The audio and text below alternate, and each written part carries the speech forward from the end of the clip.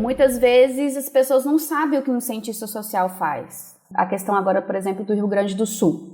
Para reconstruir esse estado, né, você vai precisar de vários especialistas de várias áreas das ciências sociais para poder fazer desenhos, né, de políticas para reconstruir a cidade. E aí eu tomei uma decisão de, eu falei, vou largar o shopping e vou voltar a estudar. No shopping que eu estava trabalhando em Barão Geraldo, tinha uma escola, um cursinho, né, embaixo. Aí eu fiz o cursinho de manhã, era bolsista, e de tarde eu trabalhava na secretaria da escola. Entendendo que o trabalho sexual, né, é uma relação que o sexo, a sensualidade, faz parte de um comércio, falei, a pornografia também entra, né? Apesar da venda da imagem, por causa da venda da imagem, você trabalha ali com uma ideia de desejo, né, e etc. Eu falei assim, nossa, a pornografia vai ter que entrar. E muitas vezes as pessoas não sabem como ler uma pesquisa. Então, o que acontece? Você tira essa pesquisa do contexto ali, publica uma notícia super sensacionalista, como aquilo lá fosse atestar uma verdade absoluta. Naruhodô Entrevista. Carol Bonomi. Naruhodô. Podcast. Você quer apoiar a ciência? Quer apoiar o pensamento científico? Quer ajudar o Naruhodô a se manter no ar? Ouvir os episódios e espalhar a palavra já é um grande passo. Mas existe um outro jeito. Quem possibilita isso é a Orelo. Você escolhe um valor de contribuição mensal e tem acesso a conteúdos exclusivos, conteúdos antecipados e vantagens especiais. Além disso, você pode ter acesso ao nosso grupo fechado no Telegram e conversar comigo, com Altair e com outros apoiadores. Toda vez que você ouvir ou fizer download de um episódio pelo Orelo, vai também estar pingando uns trocadinhos para o nosso projeto. Combinado? Então baixe agora mesmo o app Orelo no endereço orelo.cc ou na sua loja de aplicativos e ajude a fortalecer o conhecimento científico.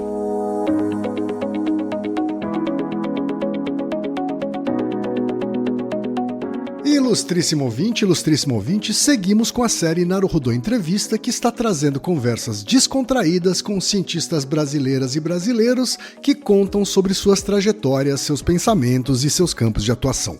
Neste episódio, vamos falar com a Carol Bonomi.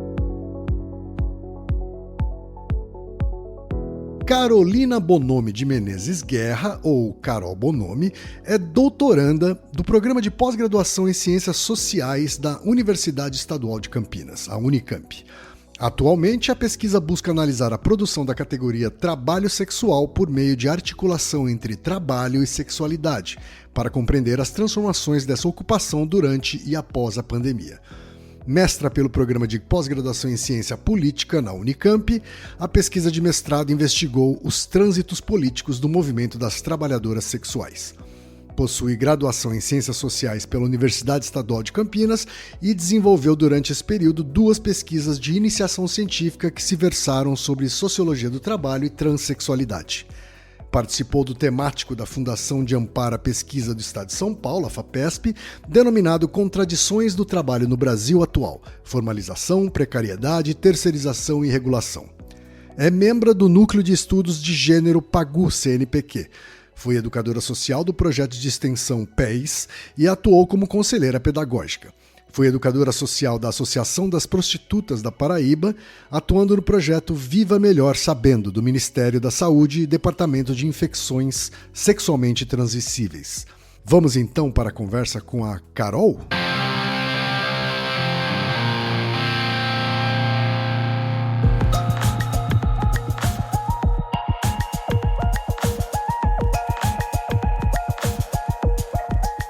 Carol, muito obrigado pelo seu tempo, antes de mais nada, e por ter topado participar aqui do Naruhodô Entrevista. Mande aí o seu primeiro salve para as nossas ouvintes, nossos ouvintes. Muito obrigada, fiquei muito honrada pelo convite. Assim, eu sou super fã de podcast, escuto também, gosto muito dos podcasts que tem essa ideia, né, de colocar o conhecimento de uma forma mais interessante, atrativa, de uma forma também democrática, né? Porque a gente viveu esse momento tão difícil de 2019 para cá, né, um movimento muito anti-ciência, então estar aqui nesse podcast para mim é uma grande honra. Muito, muito obrigada pelo convite. Espero que vocês gostem. A honra é nossa, é toda nossa, Carol. Vou começar aqui esse papo com você, como eu começo com todas as pessoas que a gente entrevista aqui nessa série, tá? E a pergunta é muito simples, que dia você nasceu? Onde você nasceu? Em que contexto socioeconômico você nasceu? A sua família e o seu entorno? Eu nasci dia 13 de novembro de 1986. Eu nasci em Belo Horizonte, nascida e criada. Certo. Minha família é uma família de classe média, mas o começo, quando eu nasci, estava passando aí por uma crise aí financeira. Meu pai se encontrava desempregado, né? Enfim. Mas apesar de algumas dificuldades, a gente sempre viveu bem, vamos dizer assim. Sempre vivendo apertado, mas não passando necessidade, sabe? Sou de família metade mineira, metade paulista, que minha família parte de mãe é de Jundiaí. Morei muito tempo em Campinas também, até por causa, né, da Unicamp, a gente vai falar sobre isso. Mas grande parte da minha vida eu morei em Belo Horizonte, né? Morei em Campinas, depois morei em João Pessoa e hoje em dia voltei para as terras amadas aqui do Pão de Queijo. Aliás, que bairro você mora aí em Belo Horizonte, Carol? No Concórdia. Tá, me explica para os nossos ouvintes o que é esse bairro. Concórdia é um bairro, assim, primeiro ele é maravilhoso, eu sou muito suspeita que eu tô amando morar aqui. Eu morei muito tempo no bairro da Serra, que é na Zona Sul, o Concórdia é na parte leste, nordeste, mais ou menos, né? Aqui foi quando formou o bairro, né? Um bairro de trabalhadores. E aqui também é um bairro muito conhecido pelos terreiros de candomblé, terreiros de umbanda, as festas de congado, que agora vai começar, inclusive. Carnaval aqui também tem muitos blocos que são do próprio bairro, da comunidade aqui. O bairro fica bem do lado direito, quem conhece Belo Horizonte, da Antônio Carlos. É bem perto do centro. Então a gente está perto do centro, perto da Zona Leste também, que é uma parte também bem boêmia aqui de Belo Horizonte. Não sei quem conhece, né? Mas perto de Santa Teresa, Sagrada Família, perto do Estádio da Independência. Eu moro num bairro, por exemplo, que tem o estádio da Várzea, que é um dos maiores aqui, que é o estádio da Inconfidência, então é bem legal. Todo domingo tem jogo, é bem, bem legal, assim, como que isso movimenta aqui o bairro, né? Tem pessoas de todas as idades, então é um bairro bem legal aqui. E os seus pais continuam morando aí em Belo Horizonte, assim? Meu pai e minha mãe são separados, já tem muitos anos. Meu pai mora aqui em Belo Horizonte, minha mãe atualmente está morando em Lagoa Santa, que é uma cidade do ladinho de Belo Horizonte. Quase ali perto do aeroporto. O aeroporto aqui é bem distante, né? Então minha mãe hoje em dia mora em Lagoa Santa. E como é que foi a sua primeira infância, Carol? Você é uma filha da escola pública, da escola particular? Me conta um pouquinho aí. Eu sou filha de escola pública. Eu tive uma infância bem gostosa, assim, de morar em prédio, ter muitas amigas, brincar na rua, com bastante vizinhança em volta, amigo de vizinho. Eu estudei numa escola, a parte, né, do ensino fundamental, que chama Barão do Rio Branco, que fica na Getúlio Vargas, na Savassi. Lá é isso, né, virou um primeiro mundo, muito gostoso. Inclusive, eu moro com minha melhor amiga, que a gente se conhecia dessa época, quando eu tinha 12 anos. Atualmente a gente mora junto. Uma amiga então, de infância mesmo, literalmente. Amiga de infância mesmo. A gente se conheceu na escola e a vida toda. E agora a gente morando junto, que é bem legal isso também, né? Então eu tenho amizades até hoje dessa primeira momento aí da infância, da escola. Aqui em Belo Horizonte tem muito disso, eu acho isso muito legal, que a gente tem essas amizades de anos, assim, de 20 anos, 30 anos, sei lá, desde que a gente se conhece por gente. Aí depois lá só foi até a 8ª série, né? E depois de lá eu fui estudar no Estadual Central, no Colégio Governador Milton Campos. A Dilma estudou lá, o Aécio Neves estudou lá, uma escola pública bastante conhecida. E temos, assim, um privilégio que foi uma escola desenhada pelo Oscar Niemeyer. Mas nada mais democrático do que uma escola onde estudaram a Dilma e o Aécio, né? Pra você ver. Isso na época da ditadura, né? O Estadual Central foi uma escola, né, de secundarista muito forte aqui contra a ditadura, né? Aqui em Belo Horizonte tinha essa cultura, né, dos secundaristas. Eu mesma, quando estudei no Estadual Central, também ia em manifestação pelo passe livre, a gente se organizava com o Grêmio. Na minha outra escola, no Barão do Rio Branco também, junto com essa minha amiga que eu moro, a Bárbara, a gente formou o Grêmio da escola, então sempre teve um pouco essa questão da memória, que principalmente memória da ditadura aqui em Belo Horizonte, porque a gente sabe que foi uma das cidades que, né, os militares foram bastante cruéis, né, vamos dizer assim. Então muita gente presa vinha para cá, né, então aqui também tinha muita manifestação, teve muita resistência também. Então acaba que essas minhas escolas retratam um pouco disso, porque são minhas professoras que estavam na época da ditadura, sabe? E essa sua participação, assim, em movimento estudantil, né? Tanto no Grêmio, quanto, enfim, depois, eventualmente, em outros tipos de centros acadêmicos, você diria que essa convivência teve influência na sua escolha, posteriormente, de graduação? Como que se deu seu processo de decisão, né? Seu processo de escolha do curso de graduação, já que isso acaba acontecendo num momento bastante cruel para a gente, né? A gente ainda é bem jovem, né? Sabendo pouco ainda do que é da vida. Como é que foi o seu processo? Então, foi bem interessante, assim, porque quando eu saí do ensino médio, eu não passei diretamente no vestibular. Na época, o vestibular da UFMG era muito difícil, porque hoje é todo pelo Enem, né? Mas na minha época eram 2 dias de prova, 15 questões de cada disciplina, era assim, bastante rígido e assim, muito concorrido. Na época, foi muito engraçado, porque eu, na verdade, eu estava pensando em fazer psicologia. E aí minha tia, que é minha madrinha, né, irmã mais nova do meu pai, virou para mim e falou: Carol, o que você acha do curso de Ciências Sociais? Eu acho tão sua cara. Falei, Ciências Sociais? Deixa eu ver. Aí eu fui procurar o que era Ciências Sociais e tal, e ela falou comigo. E estava numa época, né, eu sempre falo isso, porque quando eu entrei a primeira vez na universidade, eu entrei primeiro na PUC Minas daqui. E 2008 foi um ano assim que tinha muita política pública, que a gente estava aí no segundo governo do Lula. Então era meio como se fosse uma profissão de futuro, né? Que a gente estava aí num momento muito bom, assim, de ascensão de políticas, etc. Tanto que, na época, tinha muito estágio. Então, o pessoal lá que eram os meus veteranos, todo mundo tinha 2, 3 estágios, fazendo coisas completamente diferentes, né? Então, foi um pouco disso, assim, minha tia que chamou a atenção, e talvez se eu fosse para psicologia, eu talvez iria para psicologia social, ou depois poderia até mudar de curso, porque eu falo que, apesar também das dores de ser cientista social, eu amo muito minha profissão, apesar de não ser tão valorizada, não tão conhecida, né? Essas são as dores que você mencionou, assim, é o não reconhecimento, a não valorização? Porque é um mercado de trabalho muito difícil pra gente, né? Muitas vezes as pessoas não sabem o que um cientista social faz, né? Por exemplo, vamos colocar um exemplo, a questão agora, por exemplo, do Rio Grande do Sul. Para reconstruir esse estado, né, você vai precisar de vários especialistas de várias áreas das ciências sociais para poder fazer desenhos, né, de políticas para reconstruir a cidade, seja na parte ambiental, seja na parte da saúde, da educação, né? Então, a gente poderia, por exemplo, ter uma oportunidade muito grande de trabalho ali, mas poucas pessoas sabem o que a gente faz. Muitas vezes esses cargos ficam destinados para outras pessoas de outras áreas, às vezes, muitas vezes, cargo de confiança. Então, a gente não tem muito concurso específico para a nossa área, né? Então, isso que é um pouco difícil.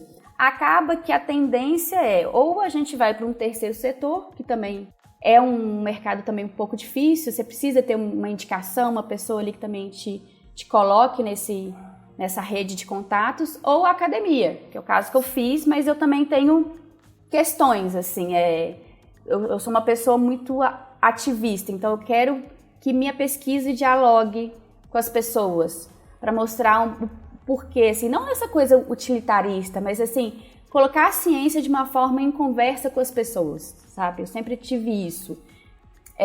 Eu sempre me envolvi politicamente com as causas das minhas interlocutoras de pesquisa, sempre de alguma forma dando alguma ajuda, alguma forma também como se fosse um retorno também do que aquilo que eu estou estudando com elas, né? Quer dizer, o seu papel acaba extrapolando a de uma observadora, não uma mera observadora, A gente vai falar mais sobre isso então. Mas voltando, como é que da PUC você foi parar na Unicamp? Então, aí eu fiquei 1 ano na PUC. No final de 2008, meu avô faleceu, meu avô materno. E aí, em Campinas, estava minha mãe e minha avó. E eu fiquei naquela, tipo assim, nossa, eu preciso ficar perto delas. Foi isso, tipo assim, vou para Campinas, vou largar tudo aqui e vou construir uma vida nova. Aí eu pedi transferência da PUC Minas para PUC Camp. Eu fiquei 1 ano e meio na PUC Camp, só que eu tranquei por questões financeiras, que eu não estava dando conta de pagar a faculdade, tranquei. Aí foi muito engraçado, assim, porque eu estava meio desencanada de voltar a estudar. Eu dei uma desanimada, eu estava trabalhando em shopping, então assim, você não tem cabeça para nada, né? Trabalhei num dos maiores shoppings que tem lá em Campinas, o Dom Pedro. Então assim, era uma loucura e fiquei nesse fluxo. Até que eu conheci meu primeiro marido. Ele foi uma pessoa que eu agradeço demais, assim, eu tenho muita admiração e carinho pelo Gui, que falou assim, você tem que voltar a estudar, você é inteligente. Não, que isso? Aí eu, de bobeira, fiz o vestibular da Unicamp só pra ver, e, tipo assim, na minha cabeça, a Unicamp sempre foi um sonho. Assim, quando eu era pequena, eu falava que eu queria estudar na Unicamp, né, ainda mais porque meu avô morava em Campinas, eu sempre fui muito apegada a ele, a minha avó, né, maternos, eu falava muito que ia estudar em Campinas para morar com meu avô, eu falava. E aí eu prestei o vestibular, passei para a segunda fase, não acreditando, porque o Unicamp sempre achei difícil, eu falei, imagina que eu vou passar. E aí eu tomei uma decisão de, tipo, eu falei, eu vou largar o shopping e vou voltar a estudar. Por sorte, no shopping que eu estava trabalhando em Barão Geraldo, tinha uma escola, um cursinho, né, embaixo. A coordenadora, que era minha cliente, era doida comigo, falou, vem trabalhar comigo. Falou, se eu não conseguir equiparar o salário que você ganha do shopping, mas eu te dou o cursinho e você volta a estudar. Aí eu fiz o cursinho de manhã, era bolsista, e de tarde eu trabalhava na secretaria da escola. Então, eu ia 7 horas da manhã pro cursinho, saía 1 hora da tarde, 3 horas da tarde eu estava de novo no trabalho e saía por volta das 11 horas, que eu ficava até o fechamento, né? E passar na Unicamp significaria começar de novo o curso? Começar Carol? de novo, foi tipo isso. Consegui eliminar poucas matérias, mas eu fui nesse âmbito de tipo assim, vou voltar a estaca zero e tudo bem, porque eu estava numa universidade que era o meu sonho, assim. E a Unicamp, você chega lá, você fica deslumbrada, assim, porque a estrutura da Unicamp, eu falo assim, nunca vi em nenhum outro lugar assim do Brasil, sabe? Tudo muito fruto de muita luta ali também. A gente fala sobre, por exemplo, a ciência estudantil do Brasil, da Unicamp é das melhores, né, que a gente tem. De bolsa, questão da moradia, o bandejão agora, por exemplo, está abrindo de final de semana. E aí eu entrei na graduação em 2013. Fiz a graduação em 2013, concluí no final de 2016 e já emendei no mestrado na ciência política em 2017. E me fala o seguinte, a sua tia tinha razão sobre a graduação em Ciências Sociais? Era realmente um curso que era a sua cara? Sim, ela super teve razão, ela soube me enxergar, ela sabe a sobrinha que tem, assim. Tanto que era isso, é muito legal, porque o curso de Ciências Sociais mostrou também para mim o quanto que eu sou uma pessoa, por exemplo, muito curiosa, de querer saber porquês, se aventurar em leituras. Eu estou sempre caçando alguma coisa para ler diferente. O tanto de... É muito bonito, assim, por exemplo, na antropologia, né? O que a gente estuda sobre formações de várias sociedades diferentes e etc, né? Tem também suas dificuldades, mas é muito bonito ver, assim, o que a gente está... como que é essa agenda de pesquisa das ciências sociais, sabe? Que abrange diferentes áreas, né? Eu acredito nisso, a gente é uma das áreas do saber que a gente transita muito em outras áreas. Então, mesmo, por exemplo, dentro de uma empresa, às vezes, de engenharia ambiental, muitas vezes tem um cientista social ali, porque vai analisar os impactos sociais sobre alguma mudança e etc, tal, né? Na área da saúde também, da saúde coletiva, saúde pública, né? Tem também sempre um sociólogo, um antropólogo, né? A gente também está dentro do âmbito também da política, sobretudo, né? Vamos colocar na ciência política também. E aquela sua atração por psicologia, ela ficou para trás? Mais ou menos. Está voltando um pouco, eu acredito, por causa dos meus últimos estudos, assim. Comecei a fazer uns estudos paralelos, assim. não paralelos da tese, mas foram também consequências da tese que agora eu estou voltando a ler algumas coisas aí da psicologia, psicanálise, porque o âmbito da sexualidade impulsiona isso, né? A gente acaba levando a gente também para dessas áreas da psi, assim. Eu gosto bastante, assim. Tenho essa curiosidade. Não que eu vá ser psicóloga, né? Mas eu gosto de traçar um pouco esse diálogo da sexualidade, não só com as ciências sociais, mas também com essas áreas da psi, que eu acho que tem muito a contribuir quando a gente articula esses dois campos, sabe? Então eu tenho um pezinho, assim, um pouco na psicologia, para alguns assuntos, vamos dizer assim. Agora, a Unicamp é o tipo de instituição que incentiva a iniciação científica logo na graduação, né? Isso fez parte da sua vida também? Eu fiz 3 iniciações científicas. Até hoje eu estou com a minha orientadora, desde a graduação. Minha maior relação. Você diz, no doutorado você ainda está junto com a sua orientadora? Eu estou com ela desde a graduação. Uhum. Eu fiz uma disciplina com ela, foi bem assim. Eu estava super empolgada, porque eu sempre gostei da área de estudo de gênero, e para mim era o sonho ir para a Unicamp por causa do PAGU, né? No Núcleo de Estudos de Gênero PAGU. Que sempre foi referência lá, meu Deus, o PAGU, né? Tinha aquele sonho. E aí eu fiz uma disciplina com ela que chamava Gênero, Trabalho e Poder, eu acho. Foi. Que uma amigona minha, inclusive, era minha PED, né? Que fazia doutorado também com a Ângela. E eu conheci a Ângela e eu fiquei encantada com ela, assim. A forma que ela dá aula, que ela é bem professora mesmo, sabe? A didática dela, como ela conversa com os alunos. Tanto que uma das disciplinas que ela mais gosta de dar é na licenciatura. Ela adora, sabe? Ela é essa professora que não largou a graduação, não, sabe? Ela adora dar aula para graduação. Ciências Sociais é um curso que tem bacharelado e licenciatura? Como é que é? Tem. A gente faz o bacharelado, que você pode fazer o geral, que é ciências... por exemplo, na Unicamp você pode conseguir várias ênfases. Você pode ter a ênfase em ciências sociais, antropologia, sociologia, ciência política e a licenciatura em sociologia. Que aí a gente faz umas disciplinas lá na faculdade de educação também. Aí tem estágio, né, e etc. Que eu fiz os dois, tanto o bacharelado como a licenciatura. E aí minha questão foi assim, eu estava, né, olhando assim os slides, ela falando sobre divisão sexual do trabalho e tal. Eu falei, nossa, mas e as pessoas trans no meio disso, no mercado de trabalho, essa discussão, tal. E eu também muito impulsionada por causa de amigas e amigos trans, né, sobre essa questão, como que era o processo vamos dizer, da adequação de gênero, né, as violências e etc. Aí eu chamei ela e falei assim, quero fazer uma iniciação científica. Ela, eu falei, eu quero falar sobre pessoas trans no mercado de trabalho. Ela, jura? Nossa, eu acho isso interessantíssimo. Aí Isso a gente está falando de 10 anos atrás, é isso? 10 anos praticamente. Atrás. Minha primeira iniciação científica, quando foi aprovada, foi da vigência de 2014 do CNPq, tem 10 anos. Certo.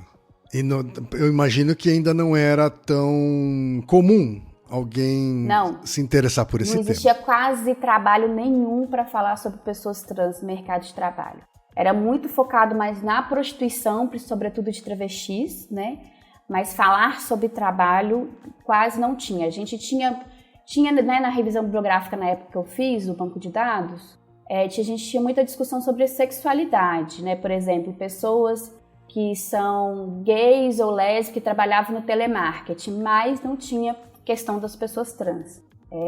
Então, assim, foi um dos primeiros trabalhos que eu posso dizer que teve, foi do meu, assim. Depois, hoje em dia é um campo super desenvolvido, mas na época tinha um ou dois. Antecipando um pouquinho esse assunto, Carol, existe uma ideia, né, um senso comum, vamos dizer assim, de que as pessoas trans, especialmente as mulheres trans, acabam muitas vezes tendo que ir para a prostituição.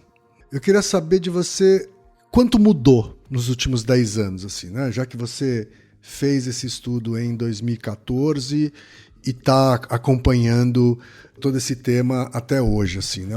Quanto você pode dizer que mudou, que houve uma evolução hoje, e se hoje as mulheres trans têm mais opções, né? Tem mais alternativas? Sim, nossa, mudou demais, assim. Esses dias mesmo eu estava recordando disso, mexendo aqui nas minhas coisas, né? Porque, por exemplo, quando eu fiz a pesquisa, por exemplo, na Unicamp quase não tinha pessoas trans. Na época tinha Samara Moira, que estava na época começando o doutorado e estava no começo ainda. Tinha a Bia Pagalini também, uma pessoa incrível, inteligentíssima também. E aí eu fui conversando com elas e assim, tinham quase pessoas trans dentro da universidade. Hoje em dia, vamos colocar assim, dentro da Unicamp, agora tem cotas trans. Olha o tanto que nós avançamos, por exemplo, na questão da escolaridade. Porque na época, o que eu tinha percebido? Que a questão de você se assumir, isso era muito determinante para, por exemplo, para concluir os seus estudos ou conseguir um trabalho. Na época, eu lembro que teve, um tempo depois, teve a Duda Salabert, né, que hoje em dia é deputada federal. Eu lembro que ela foi demitida aqui na Unicamp, foi demitida aqui em Belo Horizonte, pela escola que ela dava aula, quando ela se assumiu. Teve a outra professora também em Jundiaí, a Camila, que eu também tenho contato com ela, uma querida. Quando ela se assumiu, ela também foi demitida pela escola. Então, eu tinha, assim, dois níveis, assim, de pessoas que não conseguiam nem concluir os estudos, ou as que conseguiam chegar, por exemplo, na universidade, foram pessoas que tardiamente se assumiram, né, vamos dizer assim. E aí, estava dentro já da universidade e conseguiu aí manter os estudos, também dependia muito tinha uma influência também da classe social da família e etc, tal. E aí, quem tardiamente, que já, por exemplo, concluiu a formação acadêmica, né, escolar e etc, eram pessoas mais velhas que se assumiram, mas também perderam emprego. Então, era esse o cenário que eu tinha, né, de tipo, ou era prostituição. Aí eu também descobri uma empresa de telemarketing em Campinas, que eu fiz pesquisa, e tinha pessoas trans que estavam trabalhando dentro do telemarketing. Depois eu fui ampliando minha rede de contatos e também descobri alguns lugares em São Paulo, na capital. Eu fiz também, porque na minha primeira iniciação científica eu foquei nas mulheres trans, e depois na segunda iniciação científica eu fiz a comparação entre homens trans e mulheres trans, né, para mostrar se tinha alguma diferença assim, de gênero também, né, na questão. É engraçado porque, assim, por exemplo, no caso, muitas travestis saíam de casa muito cedo, eram expulsas de casa, e acontecia que os homens trans, no caso do meu campo, eles se assumiram mais tarde. Então, eles tinham um nível de escolaridade maior, mas isso não significa também que eles tinham trabalhos formais adequados, vamos colocar assim, um trabalho decente, né? Era igual o mercado de trabalho que abrangia eram trabalhos precários, por exemplo, como telemarketing. Era um trabalho formal, mas era um trabalho precário. E do outro lado, a informalidade, que é no caso da prostituição, né? E acontecia disso que eu te contei, dessas histórias também que eu fui traçando de pessoas que perderam o emprego por causa da sua identidade de gênero. Começam as primeiras políticas para as pessoas trans, e aí a gente tem aí que foi pioneiro na época quando o Haddad era prefeito, que foi o Transcidadania. E aí eu fui estudar o Transcidadania, fui em uns eventos lá, foi super legal. E a proposta dessa política pública, ela era muito inovadora. Quando veio o Transcidadania, eu vibrei, eu falei, meu Deus, vai ser agora, né? Tipo... E aí eu entrevistei várias pessoas. Na época, a Simila Ha era a coordenadora, eu entrevistei ela também, uma querida, adoro ela, uma pessoa muito competente, assim, muito inteligente, ela que estava na coordenação do programa. Só que foi isso, depois o Haddad perdeu, o programa depois teve alguns problemas, aí, só que aí, quando o Haddad perdeu a eleição, aí depois eu fui mudar de área. Cheguei em 2016, no meio da greve estudantil da Unicamp, eu ocupando reitoria pelas cotas raciais, porque eu era membro da Frente Pro Cotas. Eu sentada no chão da reitoria escrevendo um projeto de mestrado, falei, não, eu quero estudar prostituição. Porque era isso, eu estava muito envolvida com a Associação de Profissionais do Sexo de Campinas, que é a Associação Mulheres Guerreiras Unida pelo Respeito, que até hoje eu sou assessora técnica voluntária da associação, que é o bairro Itatinga, não sei se você conhece, que é muito famoso. Não conheço. Itatinga. Não conheço, mas eu já ouvi falar. É um bairro que foi criado em Campinas para a prostituição na época da ditadura. Tipo assim, que fizeram a operação limpeza no centro de Campinas e colocou lá o bairro. Uma gentrificação planejada, assim, é isso? Tiraram de lá para colocar no cantinho que ninguém vai perceber. E hoje é um bairro também que tem moradores, assim, que não é só de prostituição, por exemplo, né? É um bairro muito grande, não sei, todo mundo, a gente sempre fala assim que algumas redes internacionais de prostitutas falam que é o maior céu aberto, prostíbulo maior céu aberto que tem da América Latina é o Itatinga, e de fato, porque é muita gente. E como eu estava muito envolvida com a associação também é muito ativa na cidade, né, nos coletivos de mulheres, eu também feminista, participando dos 8 de março, e eu falei, não, tem uma coisa aí sobre prostituição que eu quero pegar, que é entender se é trabalho ou não. Por que as pessoas acham que não é trabalho, quais são esses entraves, enfim. E isso ainda é na graduação ou já é no mestrado? Na graduação. Na graduação ainda. Deixa eu tirar uma curiosidade aqui com você, esclarecer uma curiosidade aqui com você. Eu passei a prestar mais atenção à causa trans depois que eu comecei a conviver com pessoas trans. Hoje eu tenho amigos e amigas trans, amigos de verdade, que frequentam minha casa, né? E eu frequento a deles, enfim. Mas até então eu não me atentava para essa causa, né? Eu queria saber de onde surgiu esse seu interesse, essa sua empatia por essa problemática há 10 anos atrás. Começou no ensino médio, vou ser bem sincera com você. Quando eu estava no meu terceiro ano, no segundo semestre do terceiro ano, eu acabei estudando de noite porque eu tinha que trabalhar durante o dia. Eu trabalho desde os meus 15 anos, né? Aí eu sempre fiquei nisso, assim, agora é um momento, foi muito engraçado, eu parei pra pensar nisso, assim, porque eu sempre estudei e trabalhei. E eu fiquei focada só nos meus estudos e usando isso como trabalho por causa do mestrado, com a possibilidade da bolsa do mestrado, como é importante a bolsa, né, se a gente for parar pra pensar, né, refletindo aqui. E aí, lá no Estadual Central, eu estudei com prostitutas e travestis. Minhas colegas de sala, e elas me relatavam muita coisa, me contavam muita coisa. E eu lembro que uma delas falou assim comigo, não, cara, eu me sinto muito bem conversando com você, que você não me julga, tal, você me ajuda, não sei o quê. E eu falei, nossa, mas, né, essa coisa, sabe, tipo, não tem por que eu tratar mal uma pessoa, ou porque ela é prostituta, ou porque ela é travesti, né? Então, eu acho que foi muito disso, assim, desse lugar de escuta que eu tive com essas colegas. E eu Ou seja, também foi a partir de uma convivência, né? Com pessoas reais. Convivência. Uhum. E já muito cedo, né? Tipo assim, não tinha essa...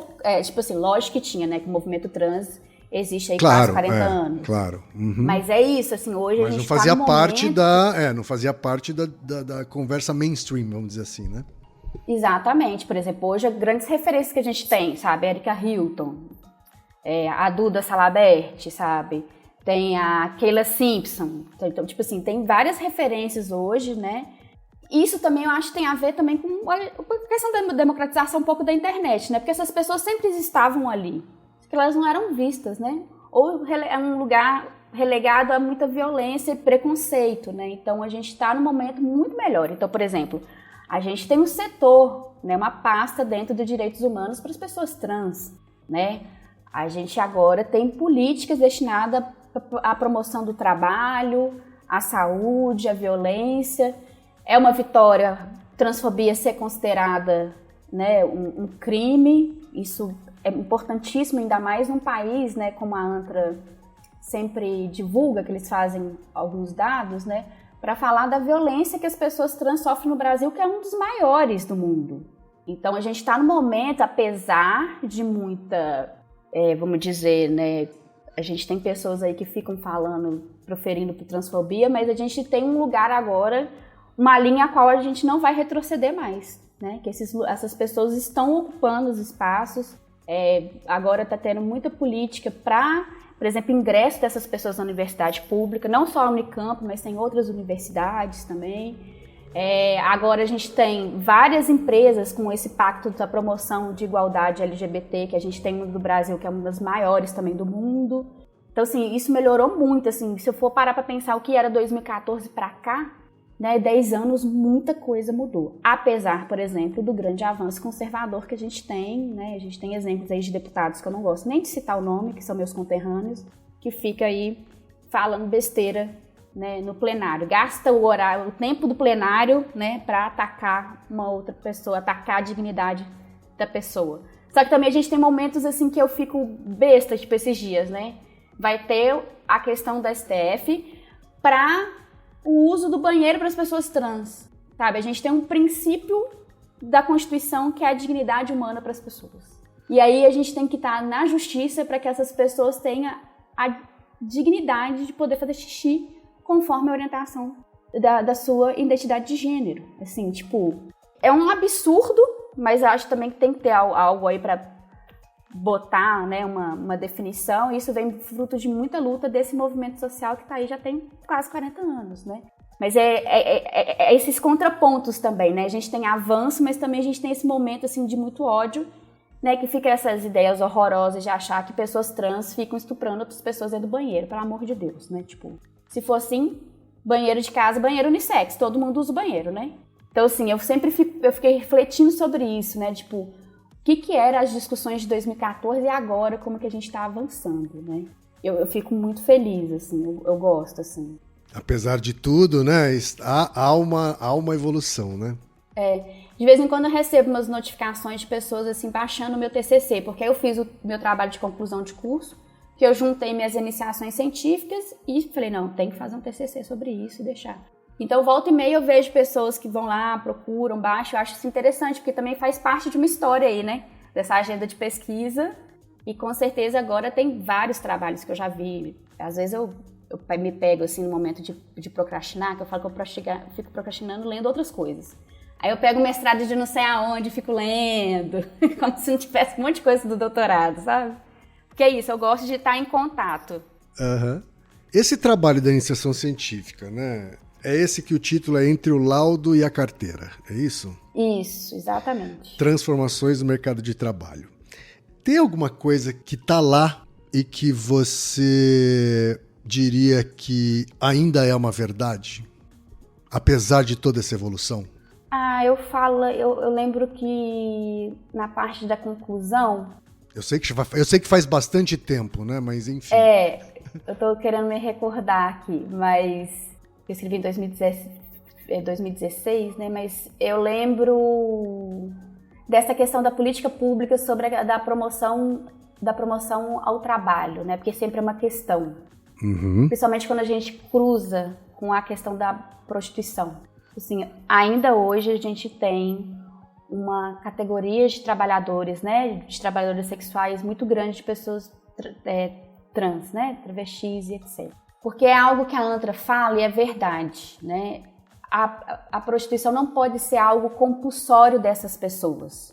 E querendo ou não, acontece sim, principalmente pessoas aí que estão entre os 17 e 18 anos, que ainda mais nesse limbo legal da maioridade, né? Eu ainda vejo muitas adolescentes, né, travestis que acabam ingressando no mercado sexual, mas não por uma questão de querer estar, mas por uma condição social, que aí tem muito a ver com a classe, tá? Não só classe, mas também raça, né? Porque a gente vê travestis pretas, assim, é um grande contingente, né? Então isso ainda tinha isso na minha conclusão, que até ainda hoje persiste. E aí é algo que eu também tento cruzar agora com o meu doutorado, né, de mostrar, tipo assim, tá, tem a entrada, tem a saída, e como que essas pessoas estão permanecendo, como que é esse trabalho, que a gente tem que pensar também que apesar de não ser uma escolha imediata dessa pessoa, minimamente ela tem que ter condições dignas para trabalhar, né, e a prostituição acaba ficando nesse limbo, né, a gente tem um grande contingente de trabalhadores, mas que não tem direitos trabalhistas adquiridos, né? E muitas vezes isso impacta na condição de trabalho dessas pessoas. Então isso que tem no meu TCC, que eu ainda vejo isso, né? E principalmente agora por causa do doutorado eu vejo que ainda isso é recorrente. Mudou. A gente tem mais pessoas ingressando na universidade, ainda bem, e é isso, cada vez mais tem que fazer isso. A gente está tendo políticas, né? Políticas afirmativas, dentro de processos seletivos de trabalho, como também dentro da universidade, que é, por exemplo, algo que eu não imaginaria, que até na época, por exemplo, na Unicamp não tinha cotas raciais e indígenas. A gente conquistou isso em 2017, que dirá cotas trans, mas nessa época já existia esse debate, uma geração nova também me procurou, falando quais foram os passos que a gente fez na época e tal, para escrever a política agora que foi aprovada o ano passado na Unicamp, né? E aí tem várias questões, né, de pensar como que é o vestibular, etc, tal, mas pelo menos assim, essas pessoas estão entrando, né? A gente tem um ponto lá na Unicamp muito bacana também, que tornou-se uma política pública dentro da universidade, mas também foi feita com muita luta, que é o Ateliê Moras, que é coordenada pela Vicenta Perrota. Ela já apareceu no Luciano Huck e tal, né? Uma estilista maravilhosa, que ela faz várias oficinas aí com mulheres trans, né? E está desenvolvendo também a moda a partir desse olhar, né? Então, coisas, por exemplo, que em 2014 não tinha. Sim, essas pessoas estavam lá, por exemplo, que eu já conhecia, mas não tinha isso que agora a gente tem agora na Unicamp. Então, nesse sentido da escolaridade, mudou bastante, né? Acho que começou a ter até o entendimento familiar, eu acho também. É outro ponto que eu reparei que mudou bastante. Eu vejo famílias acolhendo mais do que, por exemplo, quando eu estava fazendo o campo, que muitas dessas pessoas não tinham mais contato com as famílias. Isso era algo muito forte, né? Eu tenho amigos trans que reataram com a família muito recentemente, né? Que quando assumiram ou quando transicionaram não foram acolhidos, mas estão começando a reatar agora nos últimos anos, né? Só um negócio, sabe o que eu também acho? Também essa influência que agora a gente está na política de pessoas, né? Por exemplo, a Erika Hilton, a Duda, né? Então isso muda também a perspectiva para essa Claro, porque você tem família, referências, né, muito positivas, públicas, né? No Twitter a gente brinca, né? Piscou, a Erika Hilton já conseguiu mais um direito pra gente. E é isso. É a por deputada aí que mais está fazendo proposições, ela é a Duda, sabe? Então, assim, eu acho que isso é um impacto muito bom e muito positivo. Por exemplo, uma minidade, né? Eu sou noveleira, né? Aí eu estava, por exemplo, na novela Renascer, que tem o papel, né, de uma mulher trans, e aí o Augusto, né, o Zé Augusto, um dos filhos do Zé Inocêncio, explicando pro pai o que é transfobia. Isso aí, sim, a gente no horário nobre. Na época do primeiro remake de Renascer, era a questão do intersexo, né? Na época, muito influenciada com a história também da Roberta Close. Eu acho que você é também da mesma geração que a minha aí, né? E aí, como que o Bruno Luperi, ele mudou essa narrativa também colocando essa demanda que tá, né? De mostrar, fazer essa releitura como uma mulher trans, assim. É muito bonito ver como que tá construindo isso. E num horário nobre, da novela das 9. Na TV aberta, exatamente. Na TV aberta. Quando, por exemplo, em 2014, eu imaginaria uma coisa dessa. Jamais. Eu entendo o seu ceticismo na época, porque acho que eu também tinha o mesmo ceticismo em relação a isso e várias outras questões. A gente tinha Marcos Feliciano na Comissão de Direitos Humanos, imagina? Ai, senhor.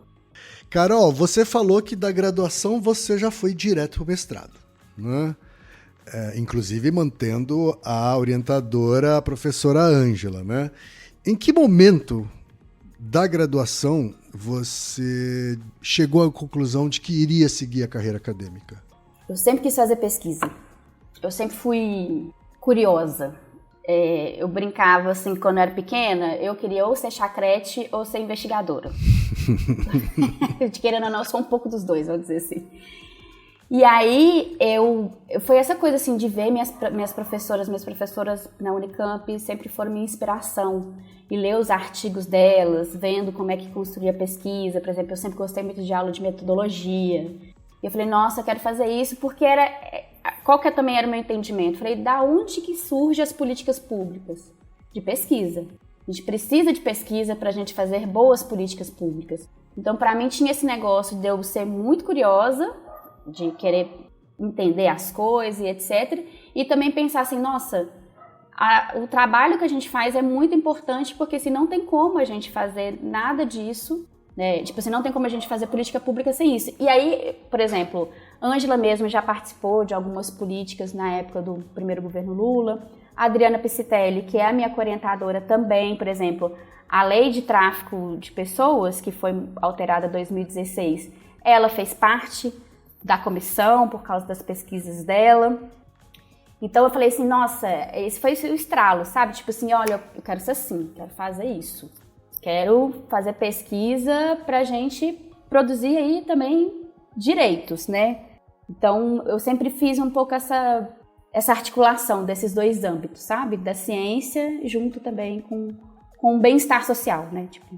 E por isso também essa sua busca por um projeto acadêmico que vire projeto social, que vire política pública, que, né, enfim, que chegue na sociedade, meu sonho, assim, eu sendo muito vaidosa, assim, nossa, quem me dera, assim, terminar o doutorado, alguém olhar e falar assim, nossa, realmente a gente precisa pensar aqui numa política pública, não só de regulamentação da prostituição, do trabalho sexual como um todo, mas assim, a gente precisa olhar para essas pessoas, porque, principalmente agora, pós-pandemia, o grande contingente de trabalhadores que a gente tem dentro desse mercado. Independente de quem acha que é trabalho ou não, né? A gente tem essas pessoas e a gente, minimamente, essas pessoas têm que ter um trabalho adequadamente remunerado, em condições de liberdade e capaz de garantir vida digna para essas pessoas, né? Claro que a gente também está num desfacilamento do trabalho, principalmente por causa depois da reforma da Previdência e a reforma também, né, do direito trabalhista. Mas eu ainda sonho, assim, que alguém possa olhar, assim, e falar, nossa, a gente precisa olhar com isso aqui com atenção, sabe? Não dá mais para botar isso debaixo do tapete, só achar que criminalizar a casa de prostituição é o suficiente para você acabar com a exploração sexual do país, que não é isso, né? No mestrado, Carol, o mestrado é um período curto, né, e que você acaba tendo que fazer escolhas, né, para ter um foco no seu trabalho, né? Você diria que conseguiu fazer isso no mestrado? Qual que foi o foco no trabalho do mestrado, que você já sabia desde o começo que seria sobre trabalho sexual, né? Eu sou muito feliz com o meu mestrado, assim, apesar de foi muito conflituoso no sentido assim, por exemplo, olha só o que eu fiz. Na época o Temer liberou o FGTS, né? Eu peguei meu FGTS para fazer trabalho de campo. É mesmo? Para bancar o seu mestrado. Para bancar meu mestrado. Eu peguei meu FGTS para fazer o meu mestrado. Sei. Basicamente foi isso que eu fiz, assim. E aí, o mestrado, né? Como ele tem que ter um recorte menor, né? Quando eu cheguei com a proposta... Até quando a gente vai precisar ter pesquisadores tirando dinheiro do próprio bolso para fazer seu trabalho? Exatamente. Né? Uhum. Isso porque agora aumentou o valor da bolsa. Porque na época, por exemplo, R$1.500 a bolsa do mestrado. O que a gente faz hoje com R$1.500? Isso também que eu sou muito agradecida ao meu primeiro marido, o Gui, porque ele me apoiou incondicionalmente, assim. Segurando as contas de casa, né, e tal.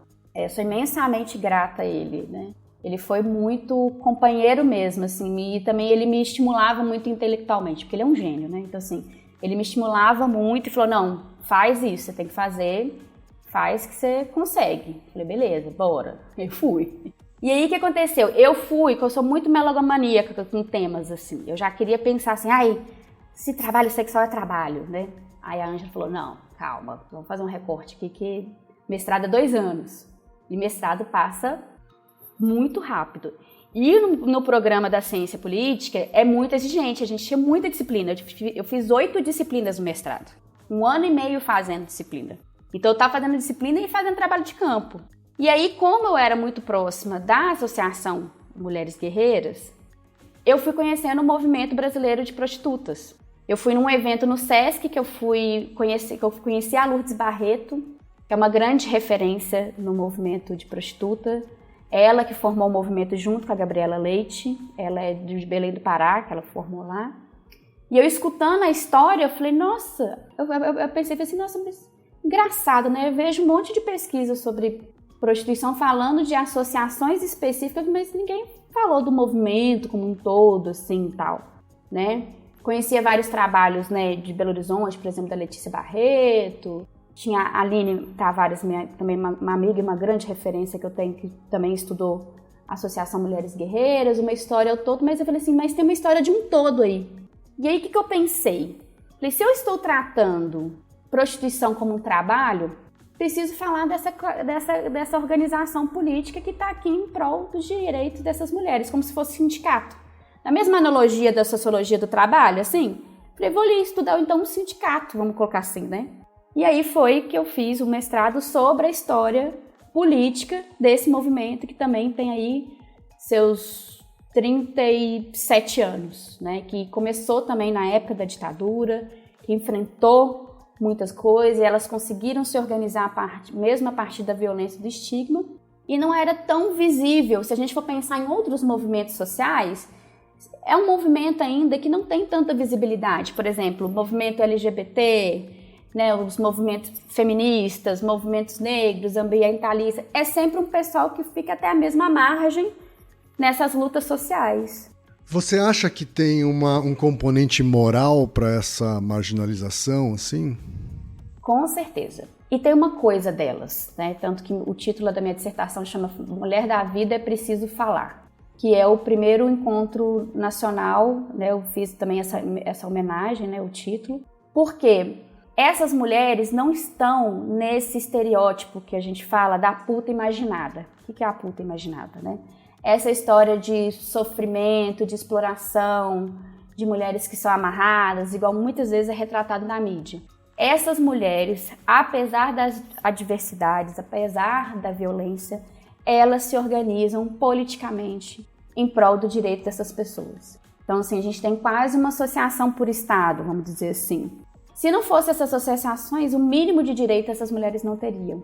Então, eu quis um pouco retratar isso, espero, né, que eu tenha feito isso bem, assim, que eu brinco que meu mestrado é meio minha carta de amor para essas mulheres, né, que também, tanto que me ensinaram sobre política, inclusive, outras formas de fazer política, que eu não tinha nem conhecimento, né, então, tudo que eu sou hoje, até inclusive como pesquisadora, toda essa revisão que eu faço de textos, né, de fazer um banco de dados, etc., é muito por causa delas, assim, tudo que elas me ensinam.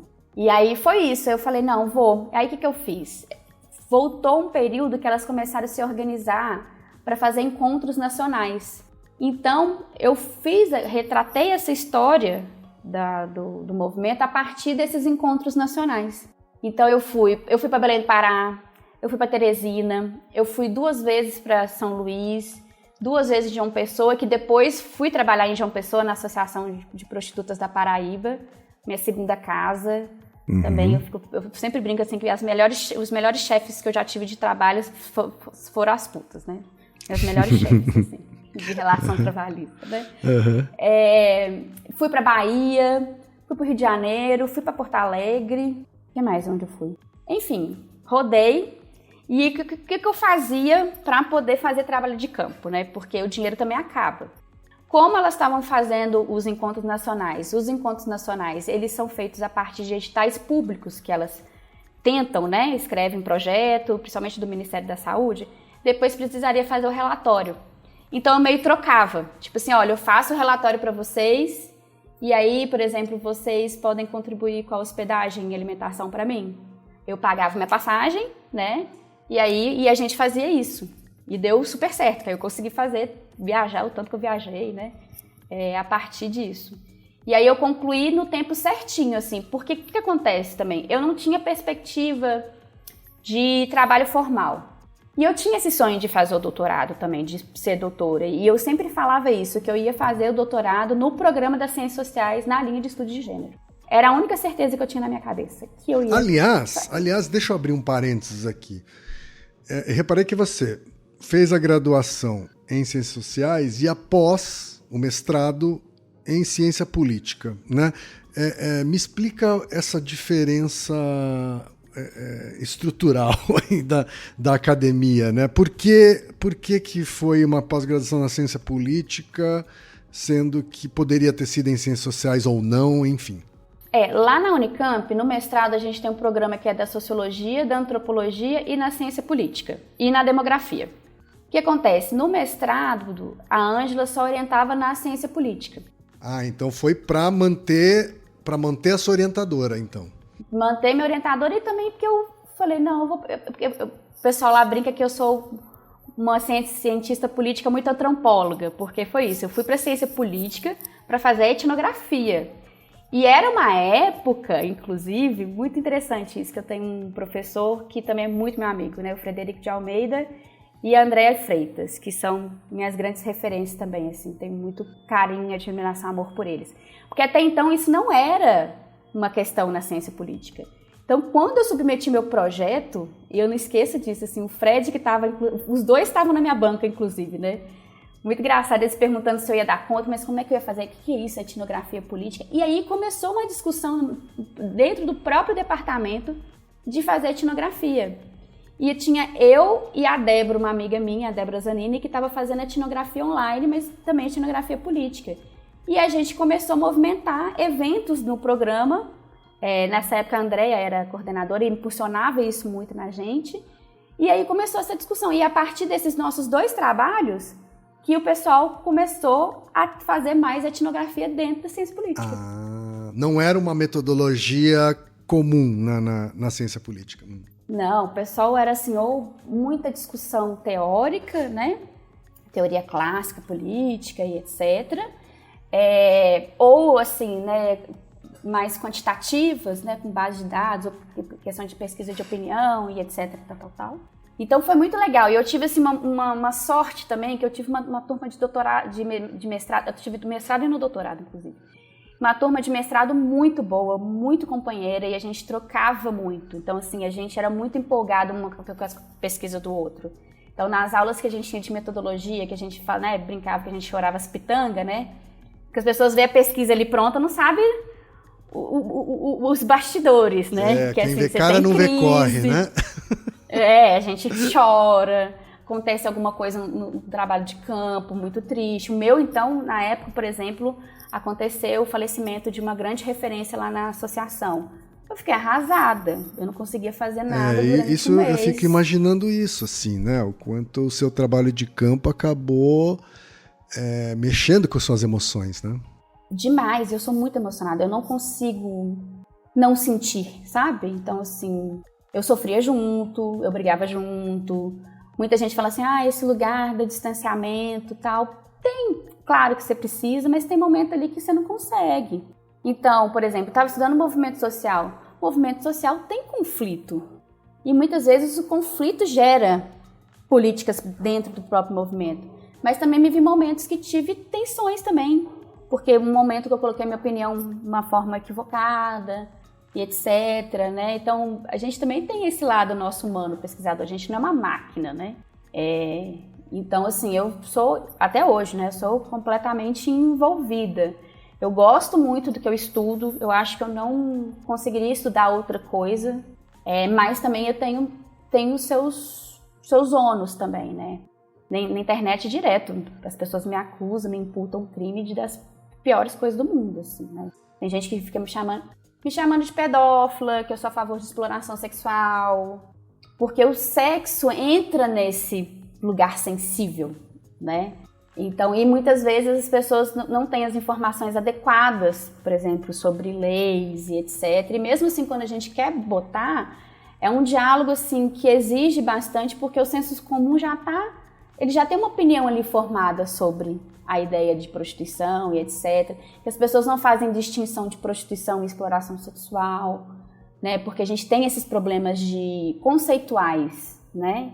Que são muito importantes a gente saber fazer essa separação se eu quero tratar isso como trabalho, né? Então, a partir do que a gente tem na lei, o que é trabalho, né? Se tem algum tipo de coação e etc, já não é trabalho, já é violência. E isso em qualquer trabalho, né? Não é só na prostituição. Só que na prostituição pega esse lado, né? Principalmente porque é o corpo, as genitálias, né? Trabalho sexual é muito mais do que isso, mas as pessoas têm essa ideia. Muitas vezes mulheres não fazem programa, assim, sexo propriamente dito. Às vezes a pessoa vai lá para conversar. Então envolve outros tipos de trabalho também, de cuidado emocional, né? E etc, né? Então é muito difícil a gente conseguir esse diálogo. Eu tento fazer isso nas redes sociais. Tem vezes também que eu tenho que bloquear, não tem jeito. Eu acho que bloquear é o último recurso, não gosto. Mas quando a pessoa já começa a te atacar de uma forma violenta, você não tem mais diálogo ali naquele espaço, né? A rede social já não é exatamente uma plataforma feita para diálogo, né? Então, por exemplo, quando lançou a revista da CUT, né, que eu organizei, muito orgulho, sim, e agradeço muito o pessoal da CUT que topou, acreditou, né, porque até então a CUT nunca tinha feito uma edição para falar sobre pornografia, né? E justo uma edição de aniversário, né? Então, assim, a capa, bonita demais do Fernando maravilhoso. E aí, eu vendo os comentários mesmo da CUT, tem comentários que é, tipo assim, horrorizante como é que as pessoas chegam àquela concepção e etc, né, tal. Porque é um conceito muito em disputa também, né? Mas as pessoas, muitas vezes, preferem manter essa visão do que entender o que a gente está querendo dizer, né? Então, assim, é complicado, né, o nosso trabalho. Mas eu vou querer saber mais sobre esse seu estudo acerca de sexualidade, pornografia. Mas antes, eu quero entender agora, você está em pleno doutorado.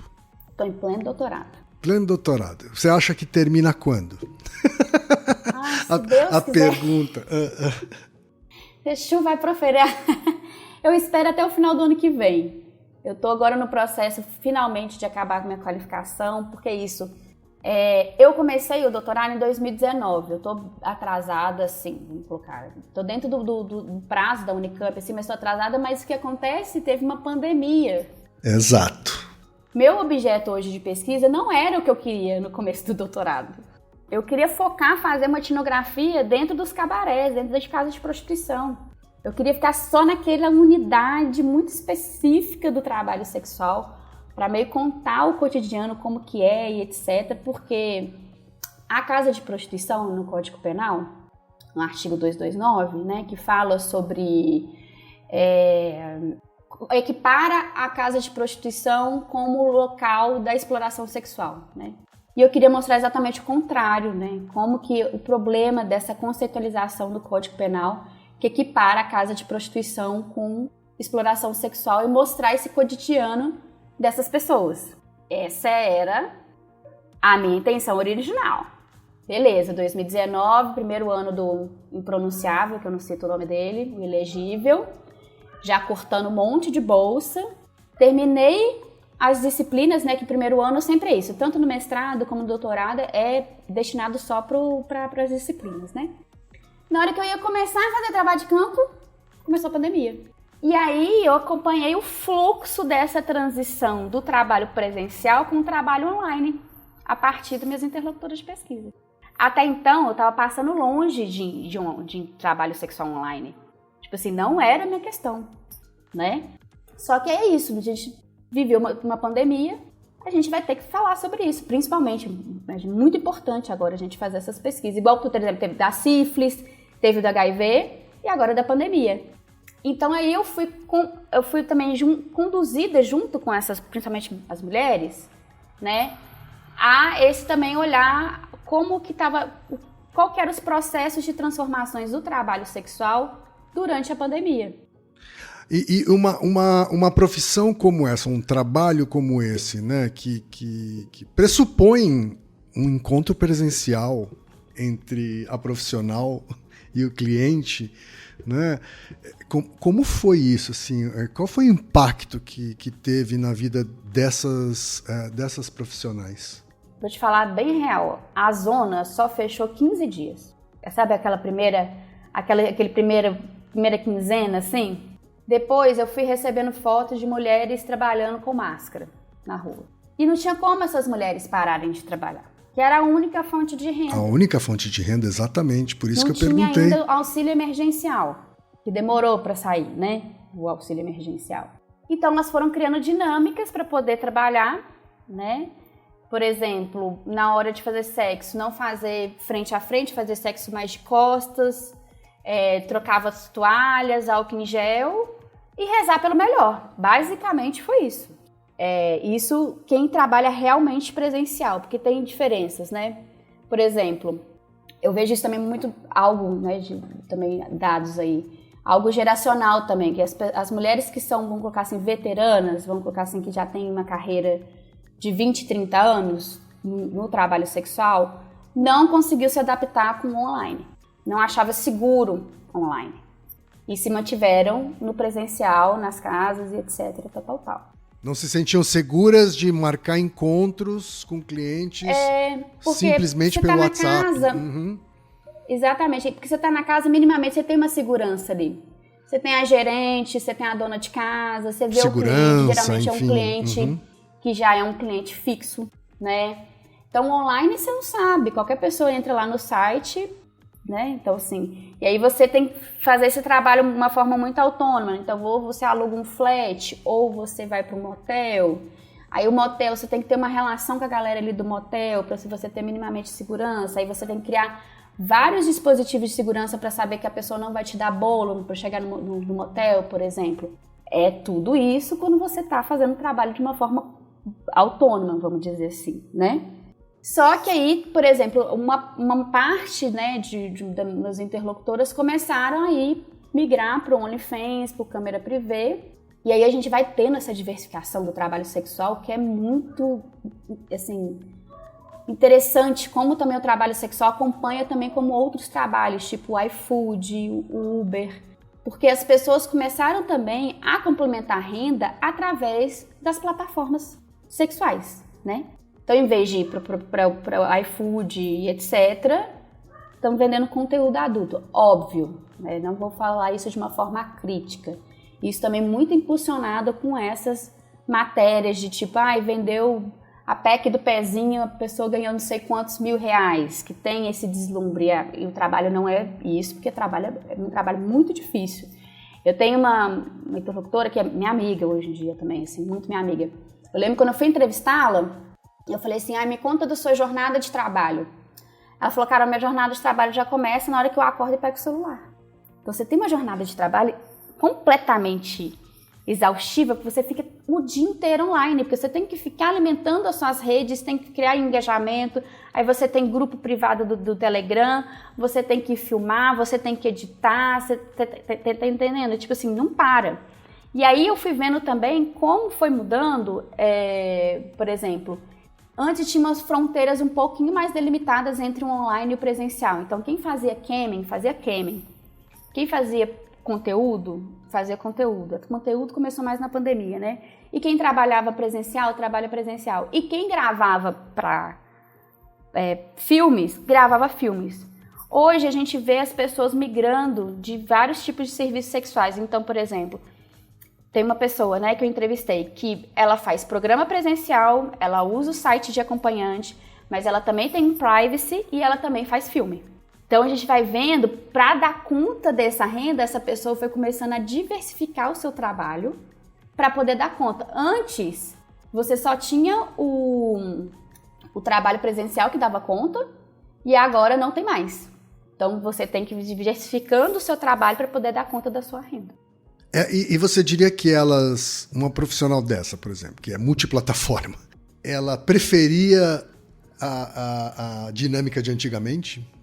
Tem algumas que sim, tem outras que não. Tem outras que gostaram, que ela falou assim que começou a crescer bastante. Por exemplo, eu tenho interlocutores que são basicamente uma empresa. Então, assim, ela contrata outras pessoas. Tem uma pessoa para cuidar da agenda dela, outra pessoa para alimentar. Imagino que ela corre menos risco hoje, então, assim. Corre bem menos risco, né? Então, é tipo assim, profissional mesmo, assim, que tem funcionários e funcionárias e tal, e você vai vendo como isso também vai gerando renda de outras pessoas, porque as pessoas não pensam nisso, né?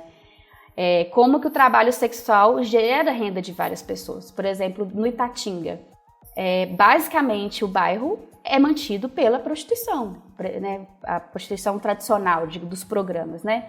Então, as casas têm quem vai limpar, quem vai gerenciar, quem vai estar no bar, segurança, comércio, porque essas pessoas consomem, sobretudo, né, as prostitutas que estão lá, etc. Cozinha, né, enfim. Cozinha, restaurante, salão, por exemplo, os bares mesmo. A mesma coisa também no caso do online, né? Se a gente for pensar na plataforma, né, quem está por trás do TI?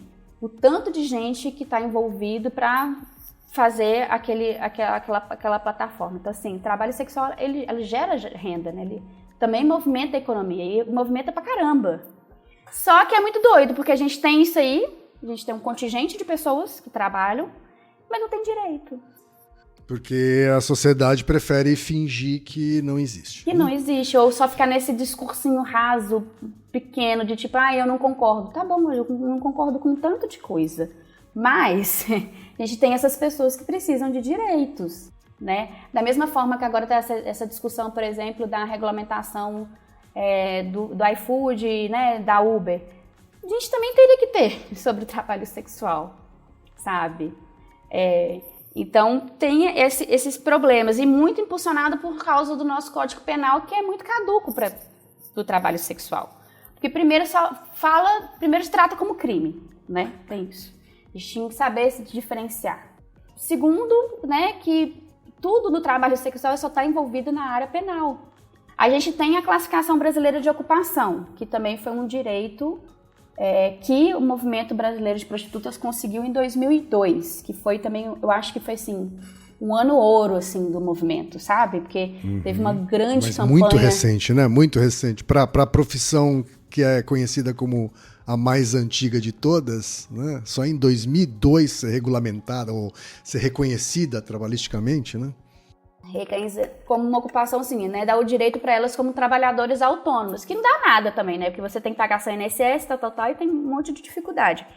Mas ele também tinha que ter uma atualização, porque ele também estava retratando o contexto político e social daquele momento em 2002, que era muito focada o que a gente chama tradicionalmente como os programas, né? Hoje o trabalho sexual é muito mais do que o programa. A coleta de dados do seu doutorado você já considera encerrada, assim? Preciso, não posso fazer mais nada. Você precisa se concentrar agora realmente no texto. No texto, agora eu estou juntando todos os dados, fiz planilha, é igual minha orientadora me proibiu de fazer trabalho de campo, não posso mais, porque é isso, eu fiz também muito esse processo, tanto essa etnografia online para acompanhar essa mudança que está tendo, né, das plataformas, como também fiz presencial. Porque em 2021 eu recebi um convite da Associação de Prostitutas da Paraíba e eu fui trabalhar lá por causa de um projeto do Ministério da Saúde, do Viva Melhor Sabendo. E foi uma experiência maravilhosa. Primeiro porque era meu sonho morar em João Pessoa. João Pessoa é uma cidade maravilhosa. Você morou lá por quanto tempo? 1 ano e meio. Melhor experiência da minha vida, assim. O tanto que eu aprendi, né, com uma associação que eu tenho muito carinho e admiração, faz um trabalho magistral, porque basicamente faz o trabalho no estado inteiro. Então eu viajei em várias cidades da Paraíba, conheci o sertão da Paraíba, conheci realidades completamente diferentes, também como complexificou também minha visão, até mesmo do trabalho presencial, né? Do programa, como que faz, como são as relações com as casas como são diferentes, né? A história de vida das mulheres. E era um período ainda que a gente estava fechado na pandemia. Só estava com a primeira vacina, né? Então eu acompanhei esse processo, inclusive, da abertura, né? E agora um pós-pandemia, que aí eu botei também um limite, vamos dizer assim, do tempo histórico que eu também preciso botar, mas eu queria mostrar um pouco disso, assim, como que foi essas metamorfoses dentro do trabalho sexual, né? Então, assim, o trabalho de campo está fechado, apesar que, assim, a gente nunca para completamente, porque, como eu te falei, né, como eu sou muito envolvida, emocionada, eu tô sempre com elas o tempo todo, conversando na internet, grupo de WhatsApp, organizando alguma coisa, organizando evento, chamando para alguma coisa, tal, e tudo assim. Isso faz parte do meu cotidiano, né? Sim, o trabalho sexual é a minha vida também, mas não estou mais coletando dados. Tem umas coisas paralelas que aconteceu, por exemplo, a questão da pornografia. Então, eu quero entrar nisso, sim. Não poderia deixar de te perguntar sobre a questão da pornografia. Como é que ela se relaciona com tudo que você vem estudando, né? E como é que foi essa experiência de ser editora de um dossiê sobre esse tema? Então, foi assim. Na minha visão, assim, entendendo que o trabalho sexual, né, é uma relação que o sexo, a sensualidade faz parte de um comércio, falei, a pornografia também entra. Né? Apesar da venda da imagem, por causa da venda da imagem, você trabalha ali com uma ideia de desejo, né, e etc. Eu falei assim, nossa, a pornografia vai ter que entrar. E a pornografia, ela criou uma relevância no meu trabalho de campo, né, igual eu te falei. Nessa loucura da pandemia, o que aconteceu? A pornografia também sofreu muitas transformações e essas relações ficaram meio borradas.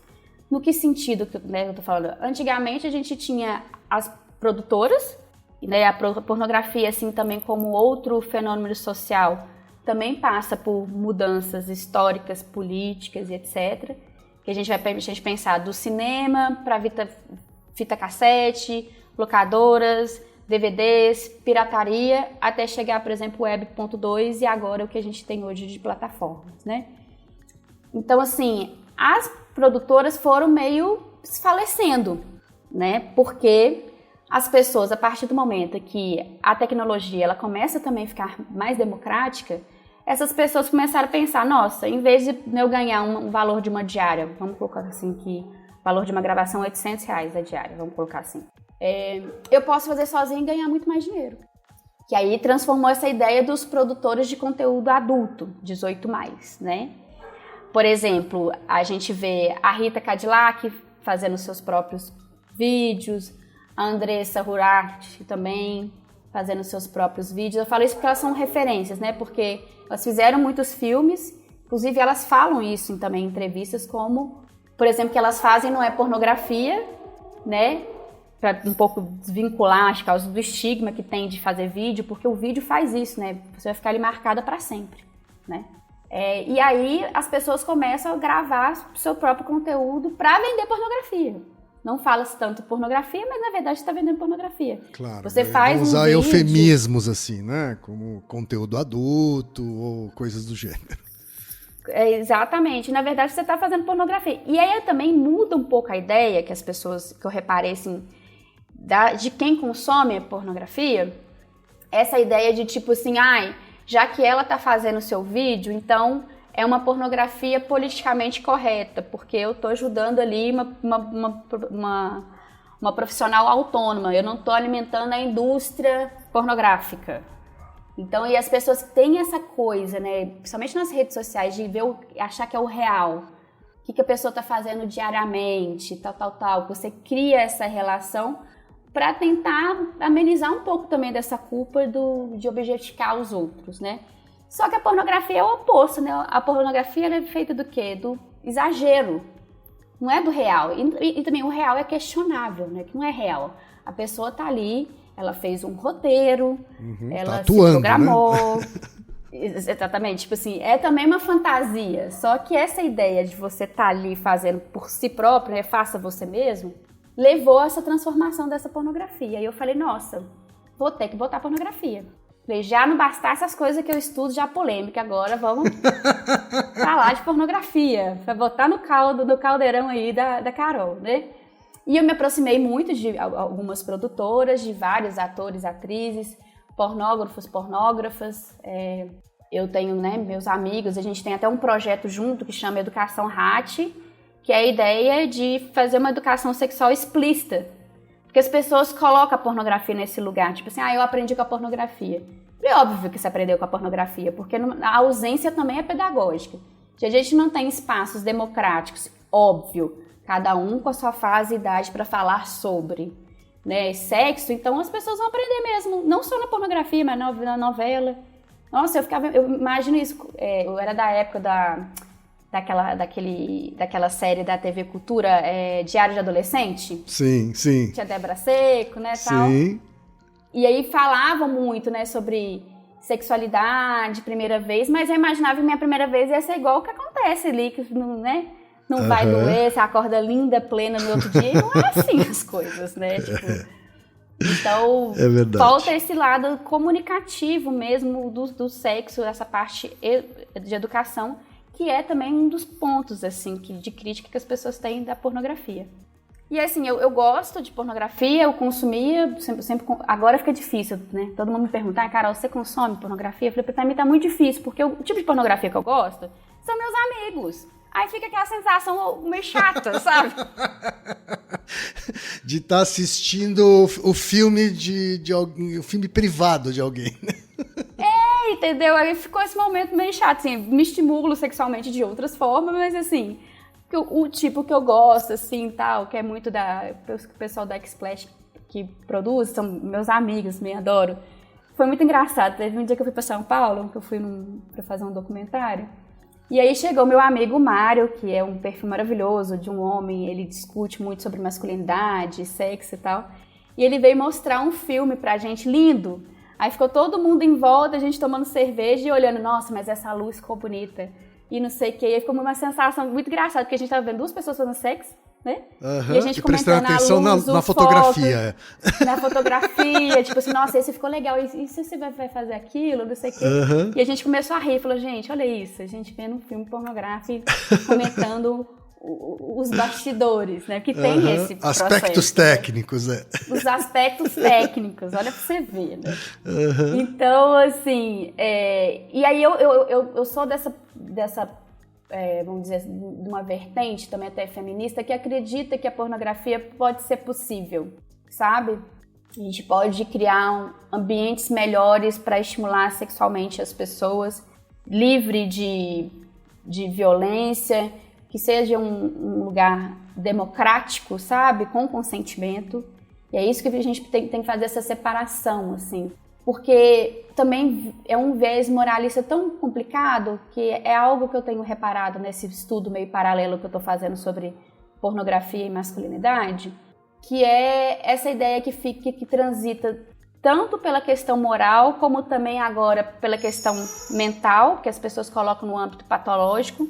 E eu vejo essa tendência, como que as pessoas estão patologizando muito a sexualidade. Tudo, isso é doença, isso é aquilo. Fetiche, por exemplo, as pessoas tratando como fetiche como se fosse a pior coisa do universo, né? Então, assim, como a gente em algum momento, que eu não sei te falar, isso precisaria de uma pesquisa, inclusive, pra gente mostrar onde que foi esse gap que a gente perdeu, que a gente tá com uma geração agora muito conservadora. De essa questão de ser anti-sexo mesmo, sabe? Tipo... As pesquisas mostram que é uma geração que transa menos, inclusive, né?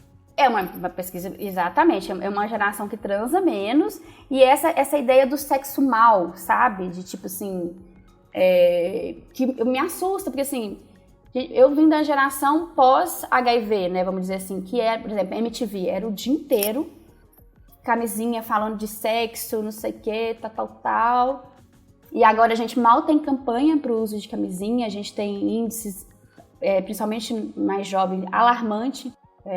Pessoas que não sabem usar camisinha, não sabem se estimular com camisinha, sabe? E olha que a gente está num processo de política pública de saúde, de combate às ISTs de uma forma geral, muito boa. A gente está com as tecnologias de ponta e as pessoas não têm conhecimento disso. Não, eu vou no postinho tomar vacina e tá sempre cheio a caixinha de camisinha grátis, assim, sabe, no postinho. Exatamente. As pessoas não sabem nem que você pode pegar camisinha de graça, gel lubrificante, por exemplo, né, que foi uma polêmica. Eu lembro que teve algum tweet meu que viralizou do gel. E as pessoas acham um absurdo ter gel lubrificante de graça. Distribuição gratuita? Eles acham um absurdo? Gratuita de gel. Tipo assim, todo mundo teria que usar gel lubrificante, assim. A questão da lubrificação é uma questão, né? Também pessoas que fazem sexo anal, pessoas mais velhas, por exemplo, que a lubrificação começa a secar, porque é um processo nosso também, né? Quem trabalha com sexo é mais seguro usar o lubrificante para a camisinha não rasgar. Então, assim, como é que as pessoas vão discutindo e falando as coisas sem pensar? E isso começou a me assustar muito na internet, sabe? E acaba que isso, querendo ou não, é uma coisa transversal, assim, na minha pesquisa, porque eu estou falando de sexo e as pessoas estão aí nesse processo ou de patologizar ou criminalizar o sexo, que eu acho muito preocupante. Você acha que... Eu não sei se você tem a chance de conversar com pesquisadores, inclusive de fora do Brasil, que estudam prostituição, que estudam pornografia e sexualidade, mas você acha que nós, como povo brasileiro, somos mais conservadores do que a média nesse assunto? Sabe o que acontece? Tem alguns países que a gente já tem legislação que garante direitos trabalhistas para as pessoas que trabalham com sexo. Ao mesmo tempo também que a gente tem outras leis que criminalizam tudo. Por exemplo, Estados Unidos. Só o estado de Nevada que não é. E agora, em 2018, aprovou uma lei que chama SESTA-FOSTA, que basicamente estende a lei de tráfico de pessoas que foi escrita em 1905, a Lei Mann. E a gente já teve reformulação de tráfico de pessoas se a gente for olhar pela CEDAW, né, que é da ONU, que fala sobre alojamento, tal, e não se restringe ao sexo. Mas elas fizeram essa releitura de colocar que existe tráfico sexual online. Então, você criminaliza os donos de sítios de páginas da internet, de plataformas, né? Entendi. E isso é um problema, por exemplo. Como uma forma de tráfico sexual. Então, aí o que acontece? Essas plataformas começam a migrar para outros países para poder exercer. Por exemplo, o OnlyFans é da Inglaterra, né? Mas aí você criminaliza também quem está trabalhando online, né? Tem uma pesquisa em Princeton, agora eu esqueci o nome da pesquisadora, eu tô meio esquecida, que ela falou assim, quando teve a questão de criminalizar a prostituição, porque os Estados Unidos é um estado proibicionista é que também a prostituta também é considerada criminosa, né? No caso do Brasil, por exemplo, a gente não criminaliza a prostituta, a gente criminaliza o entorno, então, tipo, o aliciamento, a casa de prostituição, né? E a cafetinagem, né? A gente, graças a Deus, ainda não tem a lei que criminaliza o cliente, por exemplo, igual na Suécia, que também é outro desdobramento perigoso. A Suécia criminaliza o cliente também? Porque teve essa interpretação de que você criminalizando a demanda acabaria com a prostituição. E o que a gente tem são várias prostitutas exercendo um trabalho de uma maneira perigosa, porque o cliente quem? É todo mundo. O cliente não tem um rosto. Como é que você vai achar o cliente se não for através da prostituta?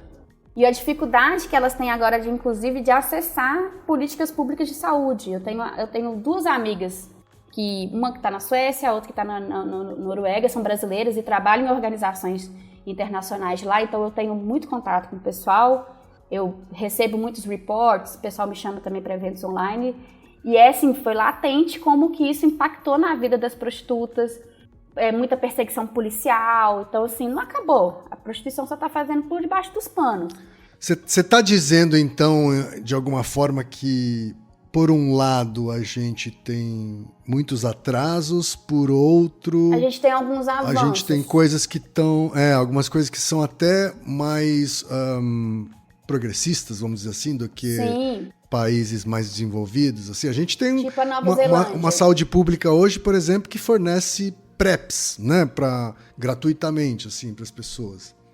Por exemplo, a Nova Zelândia aprovou uma regulamentação trabalhista mesmo para trabalhadoras sexuais, que é um ótimo modelo comparativo, inclusive se a gente for pensar no Brasil.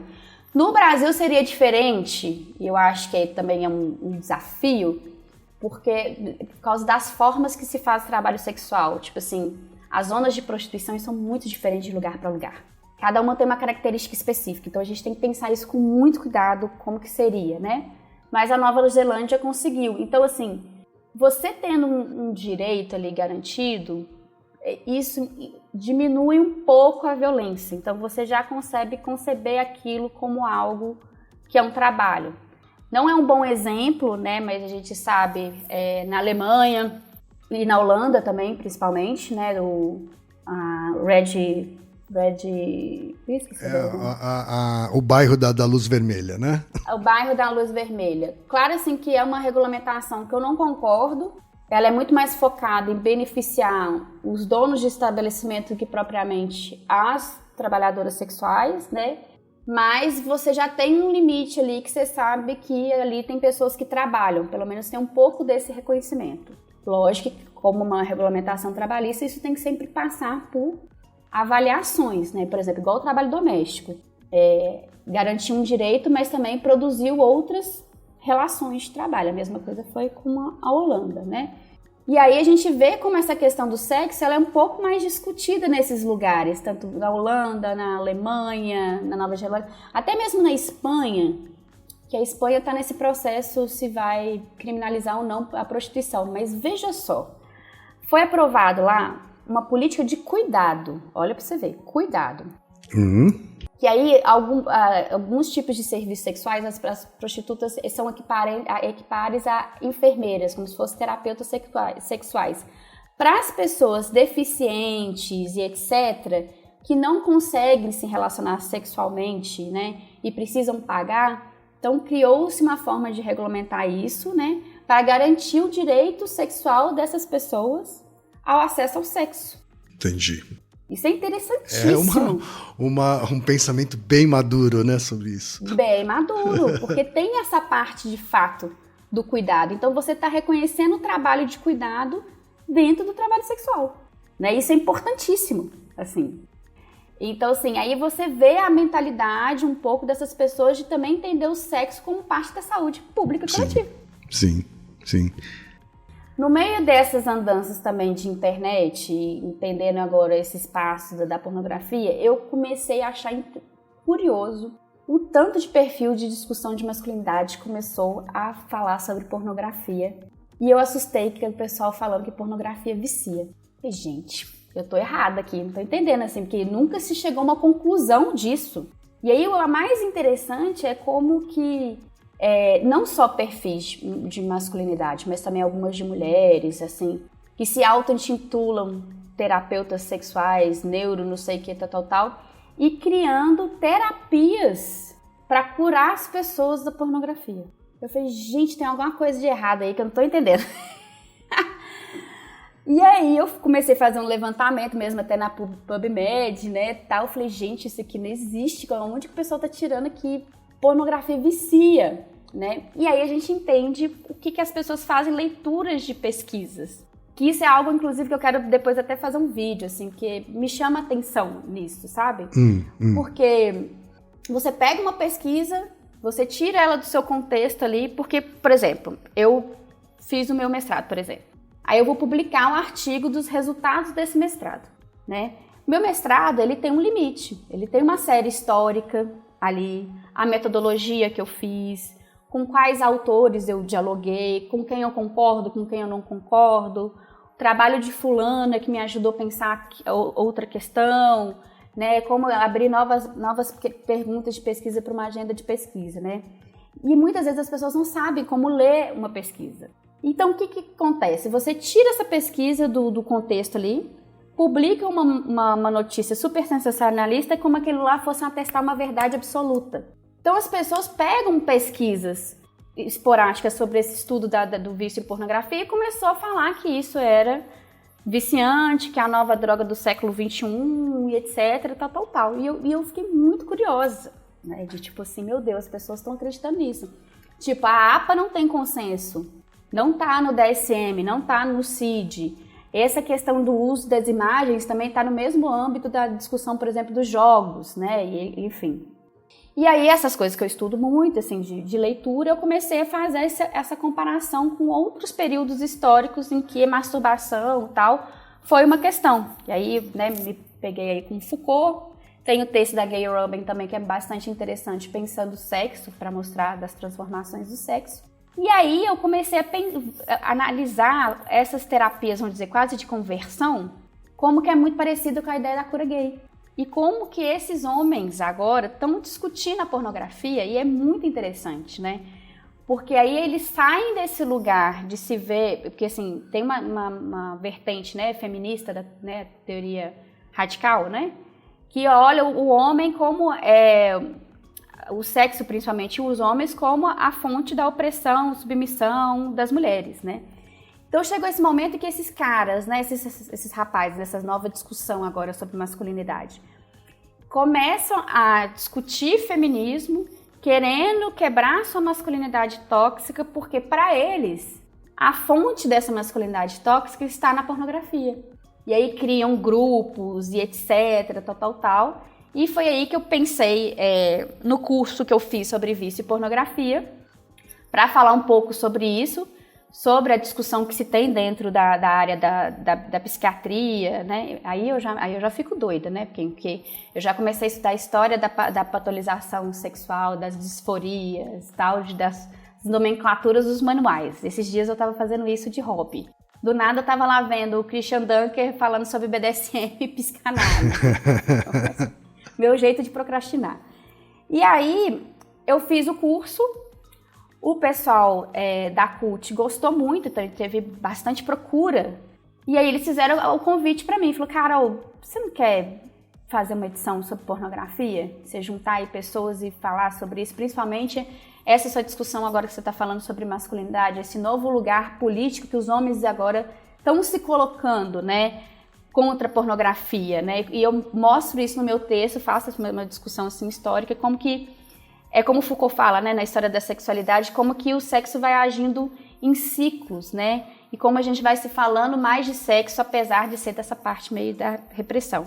E aí eu chamei o Mário, eu chamei a Anitta, que são trabalhadores sexuais também que compõem o dossiê, a Carol Parreiras, que é uma amiga minha, também grande referência, que começou a estudar pornografia online quando tudo era mato. A Carol foi uma das primeiras pesquisadoras.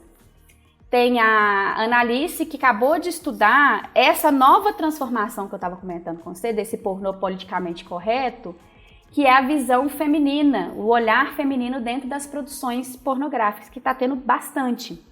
Né? Muita gente me questionou numa parte do meu texto que eu falo como o mercado sexual está crescendo para as mulheres, porque, inclusive, essas grandes empresas...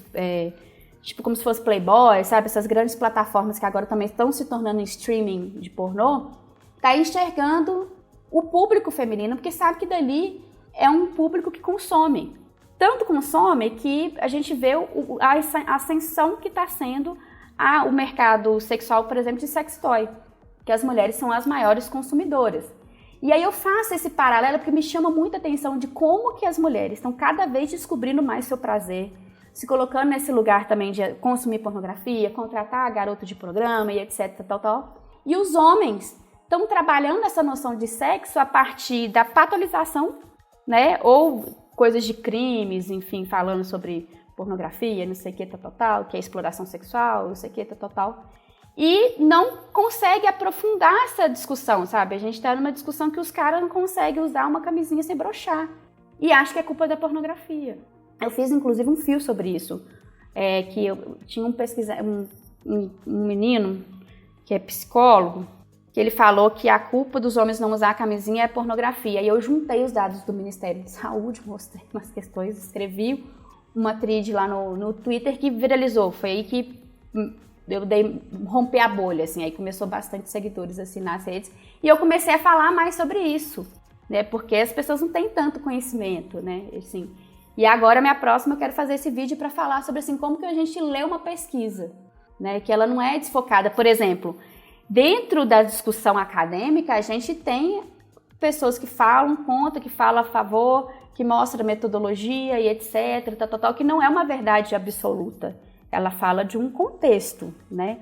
Então, também mostrar essa aproximação com a ciência que eu acho muito interessante que a gente precisa fazer, sabe? E nesse caso, estou fazendo com a pornografia.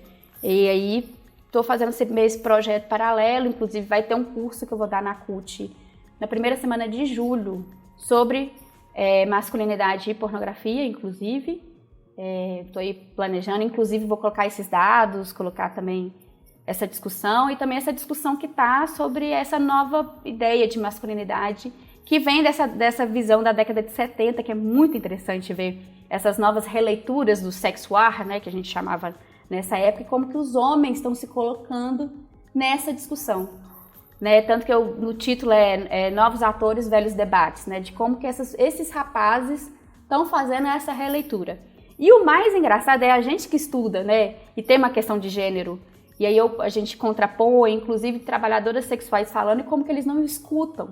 Porque é aquela ideia que eu te falei da puta imaginada. A puta que pode falar é só aquela que está no momento de sofrimento. Aquela que está falando sobre direito, que está falando sobre o trabalho dela, ela é basicamente excluída nessa discussão. Só pode ser ouvida quem estiver ali concordando com você, sabe? Então, foi um pouco disso a ideia da CUT. Eu acho que cumpriu um pouco o objetivo. Eu estou muito feliz com o resultado, o pessoal também, né? Isso também provocou também debates aí nas redes, vamos dizer assim, né? Legal.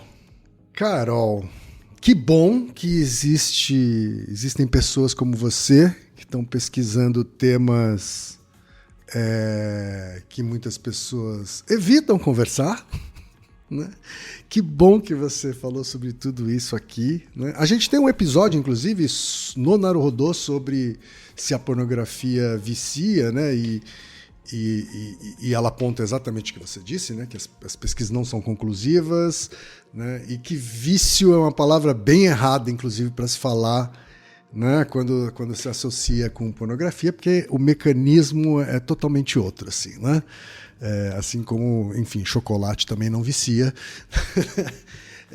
A gente também não pode banalizar o verbo viciar, senão a gente vai começar a cometer erros cada vez maiores, né? Carol, demais sua participação, muito obrigado. Por favor, continue estudando e pesquisando essas áreas que são tabus sociais, né? Mas que vão fazer diferença na vida de milhares, talvez milhões de pessoas aí, que são sim marginalizadas pela sociedade por questões morais, religiosas, né? E que merecem ter um nível de cidadania que todos nós queremos, né? E espero que esse seu trabalho contribua. Eu demais o convite, fiquei muito feliz, gosto demais do podcast. Já tinha ouvido já alguns episódios, né, e tal, eu gosto de sair para correr, inclusive. E que bom que a gente conseguiu fazer esse diálogo, espero que a gente se encontre outras vezes. Obrigada a todo mundo que está ouvindo aí minhas maluquices, minha trajetória de vida. Espero que todo mundo goste. Legal, Carol. E Naruhodô, ilustríssimo ouvinte. E você já sabe, aqui no Naruhodô, quem faz a pauta é você. Você tem alguma pergunta pra gente ou quer comentar algum episódio? Escreva pra nós. podcast@naruhodô.com.br. Repetindo? podcast@naruhodô.com.br. E lembre-se, mande nome completo, idade, profissão e a cidade de onde você está falando. É isso aí. Naruhodô. Esse podcast é apresentado por b9.com.br.